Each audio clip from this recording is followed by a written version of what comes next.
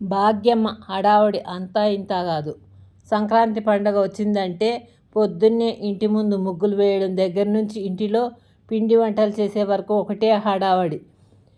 అప్పుడు అర్థం కాలేదు తను అలా హడావుడి చేయకుంటే అనుకున్న పనులు అనుకున్నట్టు అవవని.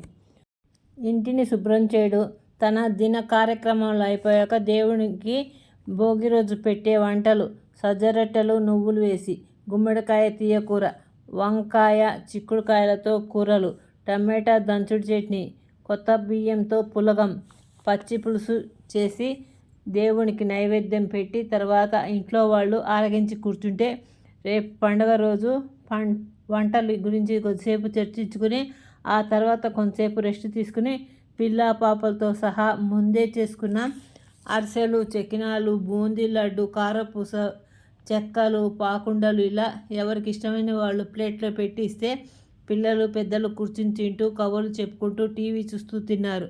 అందరికీ టీలు ఇస్తే తాగేసి అందరూ తయారై అలా ఊళ్ళో ఉన్న గుడి దగ్గరికి వెళ్ళారు. అక్కడ రకరకాల ప్రోగ్రామ్స్ జరుగుతుంటే చూసి ఆనందించి దైవ దర్శనం చేసుకుని ఇంటికి వచ్చేసరికి రాత్రి 8:30 అయింది. తర్వాత మిగిలిన మధ్యాహ్నం చేసిన ఆహారం మాట్లాడుకుంటూ తినేసి అమ్మ వంట రూము శుభ్రం చేసి వచ్చేసరికి ఎవరి దారిన వాళ్ళు పడుకుండిపోయారు. అంతా సక్రమంగా పండుగ చేసుకున్నామంటే అంతా భాగ్యమ్మ చలివే. తనే లేకుంటే పనులంతా స్పీడ్గా అయ్యేవి కావు. సంక్రాంతి రోజు అంతే, అదే హడావుడి. అంతా సక్రమంగా అన్ని కార్యక్రమాలు జరిగి పండగ సంతోషంతో నిండిపోయింది. మా భాగ్యమ్మ నాకు తోడుగా ఉన్నందుకు.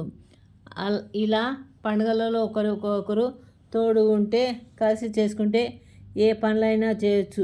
ఏమంటారు పిల్లలు? గుడ్ నైట్ పిల్లలు. నా కథలు నచ్చినట్టు లైక్ చేయండి, షేర్ చేయండి, సబ్స్క్రైబ్ చేయండి, గంట సింబల్ నొక్కండి. నా కథలు నోటిఫికేషన్గా వస్తాయి.